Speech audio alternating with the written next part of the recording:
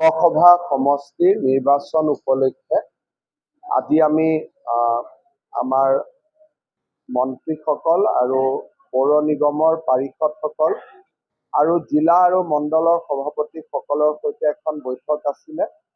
যিহেতু দুইটা পৰ্যায়ৰ নিৰ্বাচন সামৰণি পৰিলে, এতিয়া আমাৰ গোটেই ডিষ্ট্ৰিক্ট গুৱাহাটী, বৰপেটা আৰু কোকৰাঝাৰ আৰু ধুবুৰী এই চাৰিটা সমষ্টিতে আমাৰ প্ৰচাৰ হ'ব। প্ৰথম আৰু দ্বিতীয় পৰ্যায়ৰ যিসকলৰ নিৰ্বাচন শেষ হ'ল, তাৰ পৰা কিছু বচা কাৰ্যকৰ্তাক আমি মাতি আনি এই চাৰিওটা সমষ্টিতে দায়িত্ব দিছোঁ। তাৰ বিষয়েও আজি আলোচনা হ'ল। তালিকাখন আপোনালোকক পবিত্ৰ মাৰ্ঘেৰিটাই দি দিব।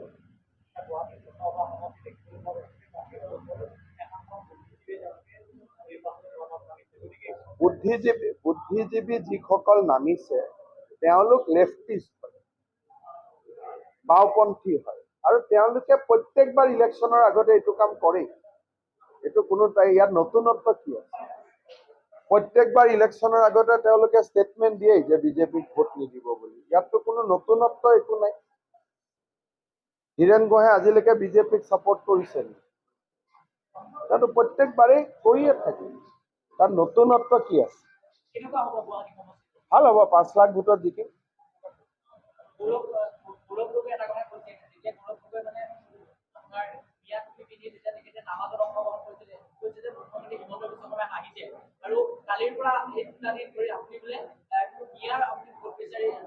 মই ক'ত গৈ আছো আপোনালোকে দেখিছে দেখোন।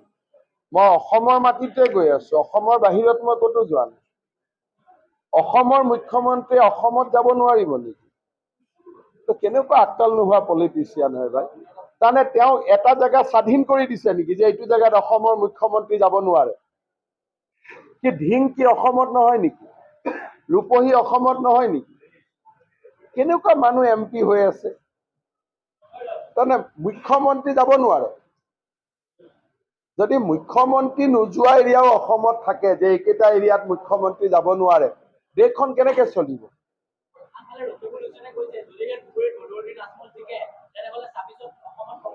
জিকাৰ সম্ভাৱনাটো ধুবুৰীত চকুৰ আলিৰ বেছি চলি আছে। মই চামুগুৰিত গৈছিলো, চামুগুৰিৰ ল'ৰাবিলাকে কৈ আছে যে ৰকিবুল হুছেইনৰো চান্স নাই, আজমলৰো চান্স নাই, আটাইতকৈ কণ্টেষ্টত আগত চকুৰ আলি আছে বুলিয়ে কৈ আছে।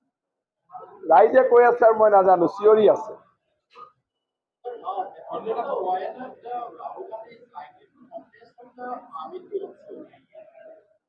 He lost last time, he lost this time also. He should have announced his candidature before the voting of winner. But as Prime Minister has said that he is going to announce his candidature after the winner election takes place. That shows that how they want to seat the voters. He should have declared in the very beginning that I am going to contest from 2 seats. But he wants to deceive the voters.